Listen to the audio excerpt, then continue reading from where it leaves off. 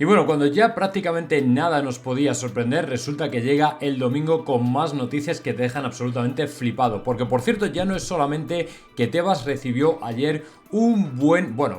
misil, no, un buen puñado de misiles, diría yo, de los protagonistas que tuvieron que jugar de manera completamente incomprensible cuando lo que requerían las circunstancias era lógicamente haber suspendido la jornada entera, como decía Eder Sarabia, del que por cierto os voy a poner un extracto de lo que dijo ayer en el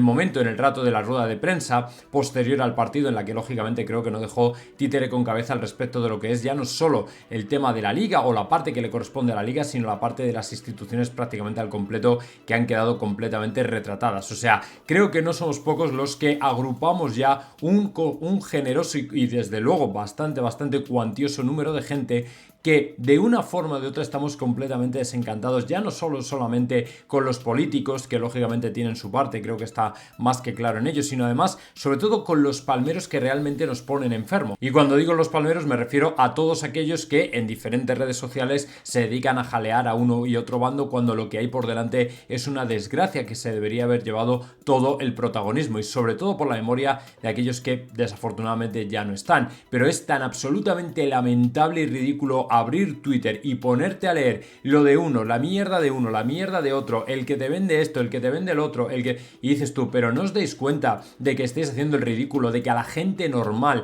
ahora mismo le da absolutamente igual, que ya vendrá momento, ya vendrá tiempo de pedir explicaciones por unas cosas y por otras, que es momento de arrimar el hombro, callarse un poquito, de verdad, por lo menos hacer silencio, ejercer ese maravilloso derecho que tenemos todos, que es al silencio. No habléis tanto y sobre todo y por encima de todo no seáis agentes de los políticos, de verdad, que es lo más triste que se puede ser, porque si incluso hasta un mínimo buen gesto de la política actual, que ha sido ver a un presidente de una comunidad autónoma de un partido y a un presidente del gobierno de otra completamente respetuosos, para una vez que lo vemos, cojones, no vengáis encima a enmierdar todavía con toda esta mierda. Es que es de verdad asqueroso encontrarte con una tragedia de esta proporción, de estas proporciones diría yo, que lógicamente deberíamos estar todos prácticamente, no voy a decir rezando, pero sí al menos teniendo un minuto de respeto por la gente que ya no está, y que tengamos que comernos constantemente a los voceros de unos, a los voceros de otros, que si se hizo, que si no se hizo.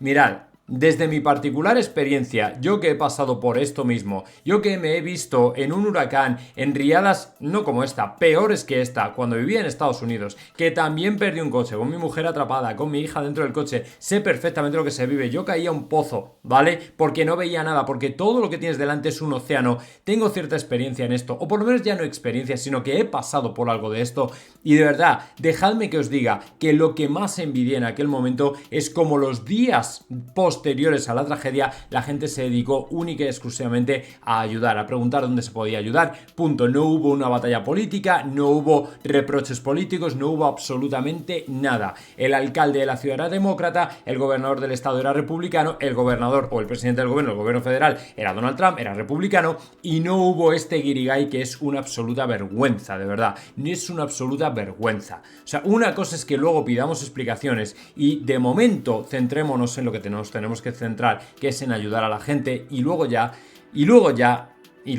hablaremos de lo que haya que hablar. O sea, no es desde luego pertinente, no es preceptivo, no es oportuno andar haciendo este guirigay, este salseo sin ningún sentido por la parte de la oposición, por la parte de los gobiernos, por la parte de los palmeros, por la parte de los voceros, que de verdad hartan y cansan, ¿vale? Y ya digo, son incluso peor que los políticos, porque los políticos ya tienen lo suyo, o sea, esos ya sabemos lo que hay, yo creo que está más que claro, pero de verdad, los que son palmeros, que se ahorren un poquito y que se escondan un poco la vergüenza, que de verdad es absolutamente vergonzoso. Bueno, vamos con el tema, porque al final me he desviado un poco. Ya desde luego en el vídeo de Eder Sarabia os voy a dejar un poquito más clara mi postura al respecto, pero de momento lo que tenemos que hablar es de que efectivamente sí, o sea, en Culemanía están diciendo que el FC Barcelona no se ha vendido como el Español, lo cual me hace pensar que seguramente hay alguna cosita por aquí del FC Barcelona que a lo mejor nos estamos perdiendo y que muy probablemente puede desembocar en sorpresa, ¿vale? Aquí lo tenéis, la venta del Español H eviten el modelo de transformación que debe evitar el Barça y vienen luego a desarrollar en el cuerpo del artículo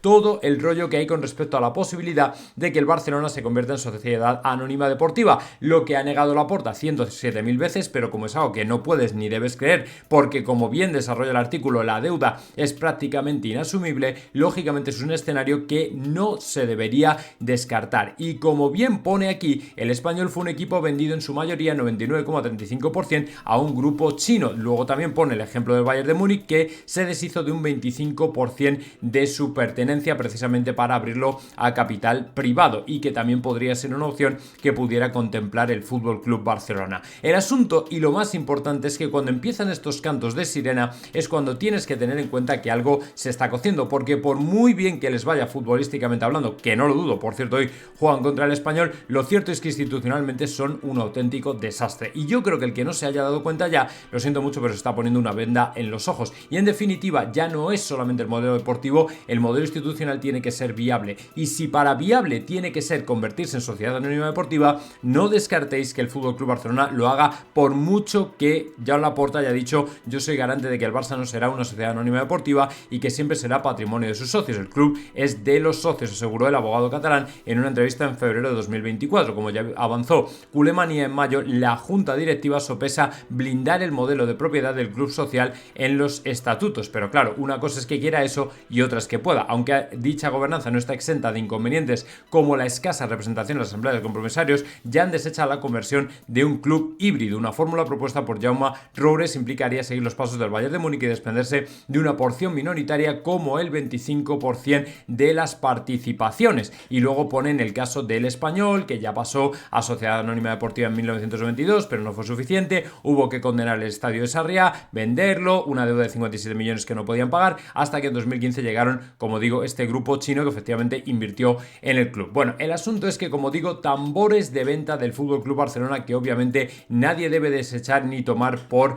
no ciertos, y sobre todo no tomarlos a cachondeo, porque en definitiva, cuando menos te lo esperas, te arrean el bofetón. Exactamente igual que el Atlético de Madrid, su junta directiva, están detrás de vender el club, y eso creo que ya lo hemos avisado bastantes veces, que efectivamente se han reunido con inversores de todo tipo, de todo continente, de todo país, que ha podido estar interesado en el Club Atlético de Madrid, porque en definitiva, como hemos hablado muchas veces, los clubes de fútbol no son sostenibles dentro de cómo se hacen o cómo se contemplan aquí en Europa, o por lo menos aquí en España. El único que es más o menos sostenible es el Real Madrid, pero eso sí, dentro de un Bernabéu que mueve otros negocios alternativos, dentro de una Superliga que realmente genere dinero y genere fútbol, pero sobre todo dinero principalmente, y luego por supuesto un modelo lógicamente de gastar menos de lo que ingresas, o sea, más claro el agua. Y lógicamente en este camino es de donde está el Real Madrid, pero claro, un Real Madrid hay uno, ¿vale? Real Madrid hay uno. El resto de clubes o copian el modelo o difícilmente lo van a tener para sobrevivir. Y lógicamente el Barcelona, con la deuda que acarrea, lo bueno que tiene el Barcelona, hay que decirlo, es que tiene unos ingresos bestiales. Eso es la única verdad que sí que le tengo que comprar, porque son el club que primero llegaron a pasar el umbral de los 1.000 millones facturados, con lo cual